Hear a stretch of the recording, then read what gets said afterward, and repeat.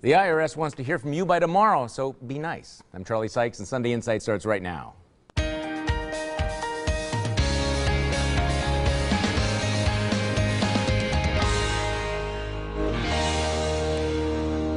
Good morning and welcome to Sunday Insight. In the week that was not the best April ever, the weather and the Brewers were both awful. MMSD dumped more sewage, and the rivers overflowed. The Iron Lady, Margaret Thatcher, died at the age of 87. A week after a dismal national jobs report, bad news closer to home. Oshkosh Corporation says it will be cutting 900 jobs, mostly as the result of declining military spending in the wake of the wars in Iraq and Afghanistan. The Senate moves closer to passing new gun control legislation. The president finally submits a budget 65 days late and a few $1 trillion short. No, it never does balance. North Korea kept the world on edge with threats of nuclear missiles. A UW student died of bacterial meningitis. But we start with a fight over the Milwaukee County Board, and there is a lot going on. A legislative committee last week approved legislation that would cut the board's pay, staff, and power. At the same time, there were reports the board was secretly trying to negotiate a new contract with a public employee union. The problem with that? The union, AFSCME District Council 48, has been decertified, and the county's own lawyers warned them against that the negotiations might be illegal. There's more. When Supervisor Deanna Alexander tried to blow the whistle on the move, she says the board hit her with a gag order, telling her not to talk with other officials or the public about what was happening behind closed doors. Joining me on our panel this morning, former Milwaukee County Supervisor Linda Bruin, former State Representative Michelle Litchens, the Milwaukee Community Journal's Michael Holt, Media Tracker's Brian Sikma. A little bit of deja vu on the gag order there, Linda Bruin. You know that whole. Yeah, absolutely. Okay, so I'm trying to get some sense. You would think that the county board should be on its best behavior. The spotlight is on them. They're facing this legislation, the possible referendum, and here you have the board allegedly trying to ram through a possibly illegal contract, gag orders. Why is this happening? Well, the bottom line is you've got two different courts in the state of Wisconsin ruling differently on Act 10. And while it happens, all these local governments across the state have tried to figure out, do they follow the premise that Act 10 is constitutional, or do they assume that parts aren't? The county lawyers are telling them it doesn't apply to Milwaukee County. The county lawyers are saying because there's that disagreement and it hasn't been settled, you could go either way, but they recommended against what the board is doing, which is the riskiest move that they're making. The county board is siding with the Madison-Dane County judge that said parts of Act 10 are illegal or unconstitutional. If you agree with that and follow that path, then you can negotiate with the unions. But the union's been decertified. And the union's decertification becomes reversed. So it's all predicated on banking on Judge Colas in Dane County. And our attorneys, the county's attorneys, are saying that's the riskiest and most potentially costly move, because once you give new benefits, you can't take them back. Brian Sikma, what's going on here? Well, I think that if anyone questioned whether or not the Milwaukee County Board needed to be reformed, all we had to do was look at this incident this week. I think the gag order is unbelievable. I mean, here you have a supervisor who's elected by the citizens of the city of Milwaukee, or of the county of Milwaukee. Her whole district is being denied a voice in this process when they tell her, oh, I'm sorry, you can't talk to the public about what's going on behind closed doors. And look, going back to the judicial decision, I mean, you look at the decision that Judge Colas handed down, there's a lot of legal errors in it. It was almost laughable to read. I talked to attorneys on both sides of the ideological spectrum. I mean, for the county board to bank on that is banking on an awful lot. Well, there's also a couple other elements here. Number one, the Corporation Council specifically saying that court ruling only applies to the parties. It does not apply to Milwaukee County at all. But then you had Marina Dmitrievich, the chairman of the county board, testifying before a legislative committee, and she was asked, are there these negotiations going on? And she appeared to deny that. And now we find out that, in fact, those negotiations have been going on. Did Marina Dmitrievich lie to the legislature? You could make that assumption. You know, the interesting thing about this, the last time there were negotiations, you know, the union and particularly the liberal faction were attacking AFSCME 48. I mean, they really stuck it to him, AMIT and the liberal faction. Now some of those people are gone, so now they want to appear to be pro-union all over again. And it's not going to help, because what it's doing is giving more ammunition to Chris Abele. I think this just proves the Milwaukee County, their elected board, is there representing the union and not representing the taxpayers. And I think we have to look back. They've done this before. If you remember, a few years ago, their legal counsel had said, you can't give block grants to those people. The board said, we're not going to listen to you. We're going to give them out anyway. And then HUD came back to Milwaukee County and stuck it to the taxpayers and said, you owe us money for doing this illegally. And that is exactly what's going to happen to Milwaukee County. The part that actually they're on fairly legal tenuous ground is assuming if they said there was a gag order, and I don't know, I've heard from Soup saying that was an inflammatory word, but the bottom line is there's a Wisconsin state statute that I relied on that helped with my situation, that any elected official in the state of Wisconsin, local or state level, can reveal what happens in closed session if they feel that they have to in order to adequately inform their citizens. So Deanna Alexander didn't have to follow that gag that she went on. The bottom line is, though, she was told not to discuss it even with the county executive, which is way too and that far. was way too ridiculous. I think once again, the arrogance and the irresponsibility of this board was on display. The dishonesty of the board was on display with the lying about it, with the attempt to gag order. This is a county board that has beclowned itself at the worst possible political time, because I think they have substantially increased the likelihood that the legislature is going to pass this legislation and that it will be overwhelmingly approved by the referendum. The only interpretation I can make here is that they are trying to throw a bone to the unions, because that's their only political base right now. There is this weird alliance between the union bosses and some of the state Democrats to salvage this dysfunctional, bloated county board. I'm not sure why Madison liberals would care about why we should overpay county supervisors, but that's apparently become the deal. So what has your glass half full and what has your glass half empty this week? Let's go around the table. Linda Bruin.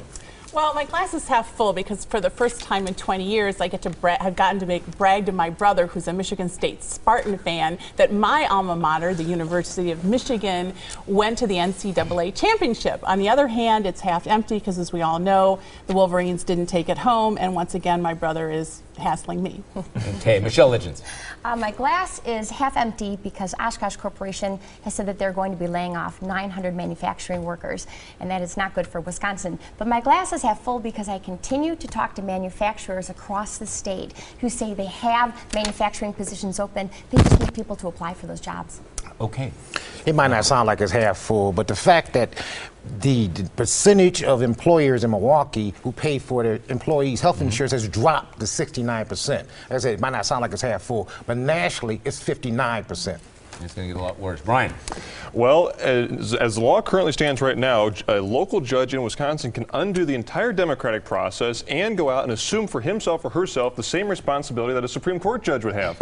That means my glass is half empty, but my glass is also half full because lawmakers in Madison this past week introduced legislation that would respect the democratic process and the powers of the judiciary, as well as those judges that have more experience, by allowing some of those local court decisions to be confined to the local level, while other more experienced judges can decide on their impact statewide. Okay, well, my glass is half full because a legislative committee approved that legislation to cut the Milwaukee County Board down. Decide it's half empty because it won't be on the referendum ballot until next year, and boy, I would like to be able to do something with those tools right away.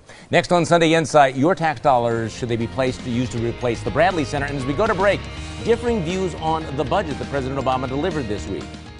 For years, the debate in this town has raged between reducing our deficits at all costs and making the investments necessary to grow our economy. And this budget answers that argument because we can do both. Unfortunately, the president's budget never comes to balance. Every family has to balance its budget. Washington should as well.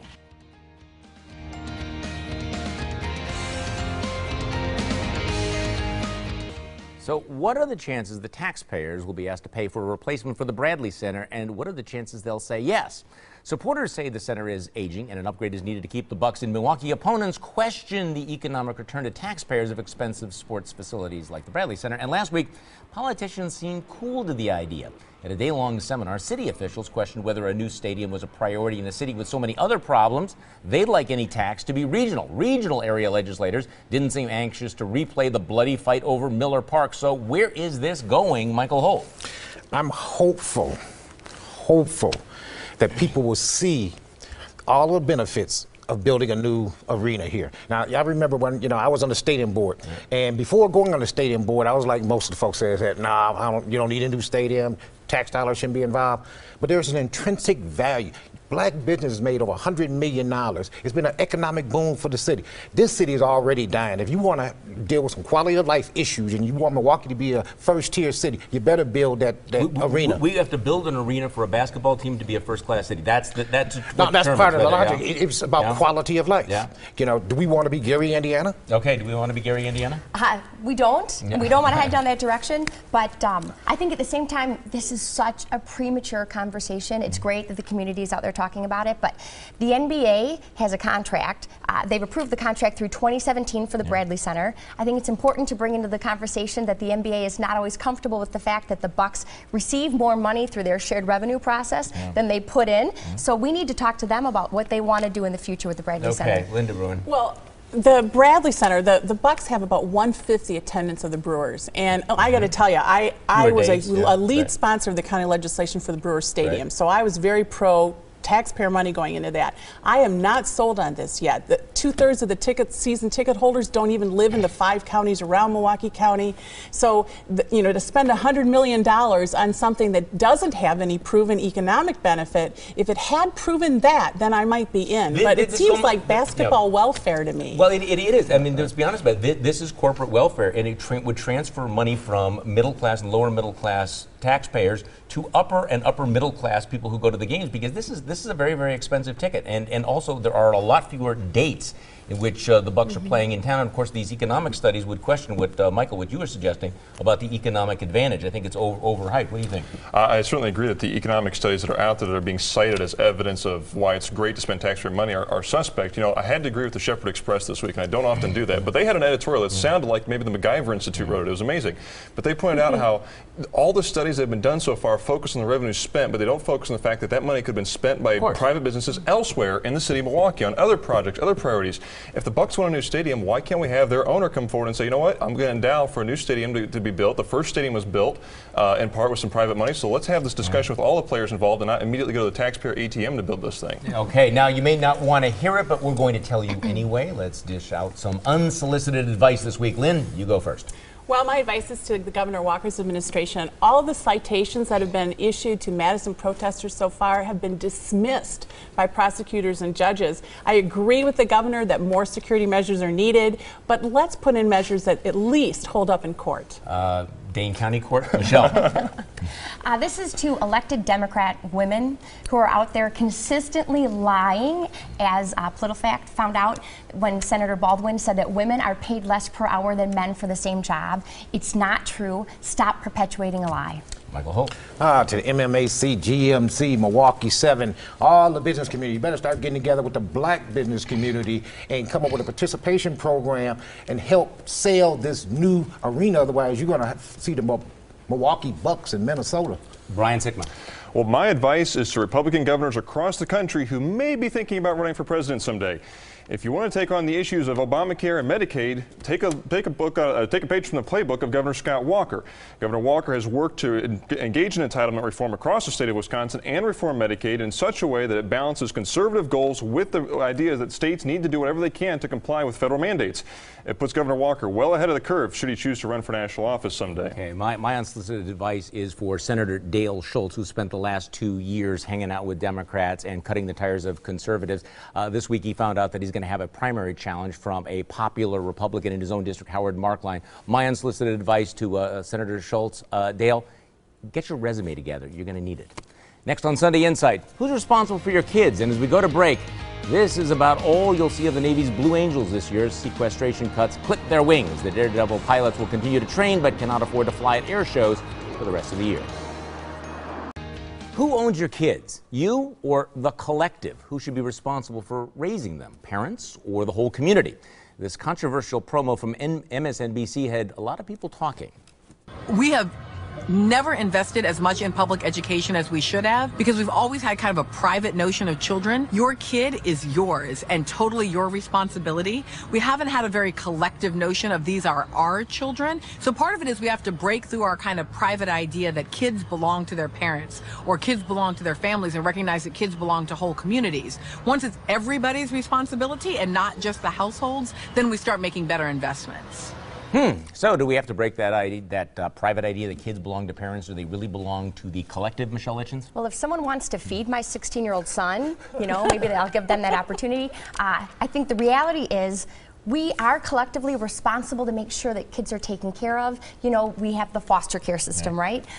We make sure that which works so well. Exactly. I think we know that we promise an education to all of our children out there because we want to make sure that they're educated. But when it really comes down to it, my children do not belong to the state. My children are my responsibility. I'm responsible to feed them, clothe them, and take care of them and nurture them until they're 18. Okay, Linda Bruin. Well, I know the point she was trying to make, which is that we have a collective responsibility to everybody and to society as a whole. The bottom line is she used the worst words. It's even worse than if you remember a few years back, Hillary Clinton saying it takes a whole village to raise a child. There were a lot of protests over that language, and this was even worse. So she used inflammatory language to describe a concept that we are more than just our own families. And so I think it was really unfortunate. But I don't like the fact they're linking it to Obama. She has nothing to do with Obama and his policies. Well, Brian said, but wasn't she really expressing what liberals actually think, but usually express quite that bluntly? I think she did all of us a favor by letting us know where liberals stand on some of these issues. We have the issue, even here in the city of Milwaukee and elsewhere, where we have parents that maybe aren't taking responsibility for their kids, and that's where the community does have an obligation. We do have an interest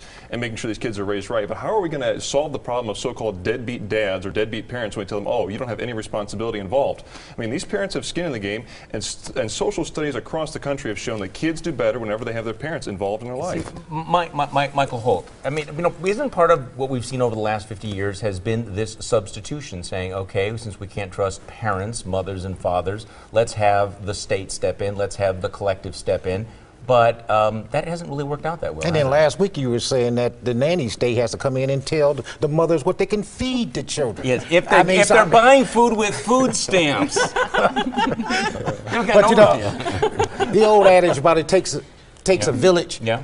Raise a child, that's an African adage, Yeah. and we're not in Africa. I hate to say this, but we don't even have a community. We don't have a lot of parents or neighbors who really care like they did when I was growing up, and parents must take a greater responsibility. They are the ones that, if your child throws a rock through your neighbor's window, you think Scott Walker's going to pay for it? Yeah. Well, see, that I think that what I thought was so striking is that right now, we do not have a problem with too many parents thinking, being too responsible about their kids. She is addressing exactly the wrong end of that problem. Okay, is what they said this week the same thing as what you heard? Let's go around the table. Linda Bruin. Well, this is a case of a lot was said, but no one listened. The bill to reduce the county board's size and her pay and power has some legitimate problems that should and could be fixed, but the Assembly Committee didn't listen because the county board has really weakened themselves over the years by making themselves an easy target, and politicians are more than happy to start firing. Michelle Litchens. Well, what I heard this week was the abortion butcher, Dr. Gosnell of Pennsylvania, was finally being prosecuted for, it's just so repulsive to say it, for snipping the spinal cords of babies just after they're born when they were supposed to, but for third-term abortions, it's enough to turn your stomach. But what I guess I heard from the national media was that it's an acceptable practice and really people shouldn't be concerned about it at all because it's not news. Michael Holt. Well, at a hearing on the county board legislation or reduce the size of the county board and all the rest of that, two state representatives really said some inflammatory things about the county executive. They called him a brat and spoiled. What I really heard was they're about to start playing the dozens. I guess y'all know what the dozens are, right? Brian Sigma. Well, Senator Luther Olson said recently, and I quote, "We are not getting the outcomes we need," unquote, from public schools in Wisconsin. But then he went on to call the expansion of school choice and academic opportunity a, quote, problem. What I heard was Senator Olson saying, I'm satisfied in my position, and I'm not really cared about educational opportunity for a lot of kids across the state of Wisconsin. Well, what they said, the media said, we're not biased at all. What I heard was, and Michelle referred to this, the almost complete media blackout on this trial of a mass murderer who killed 7 newborn babies. The trial is ongoing right now of Dr. Kermit Gosnell. If you haven't heard about it, look it up. Gosnell. You will be horrified and ask the question, why haven't I seen this on my local television station? Next on Sunday Inside, our panel picks the winners and losers of the week, but first, here's your morning news update. Time for the winners and losers of the week. Linda Bruin, you're first. My winner is Madison police officer Greg Freiberg, who was stabbed in the neck last Wednesday while on duty. Wisconsinites are glad he's recovering and appreciate his service. My loser is the union representing our letter carriers. They aggressively lobbied to keep Saturday delivery, and now that Saturday delivery will continue, management wants employee wage and benefit cuts to pay for it. Doesn't take a genius to figure out this might happen. Why didn't the union figure it out before that they would be the fall guys? Michelle. My winner is the legacy of Margaret Thatcher. She was honest and direct and was committed to freedom and prosperity for everyone. She believed in the human spirit, and she proved that a woman can be strong, commanding, respected, and still a lady. Her legacy will be an inspiration for years to come. My losers are the Democrats in the Senate for putting a hold on the resolution to honor Margaret Thatcher. Is it the fact that she fought to end communism or that she believed in liberty and freedom that would cause them not to honor her life? Now that's petty and embarrassing. Michael Holt. Well, for a minute, I thought we would be the winners because conservatives on both sides of the political aisle were going to push through a compromise on gun control.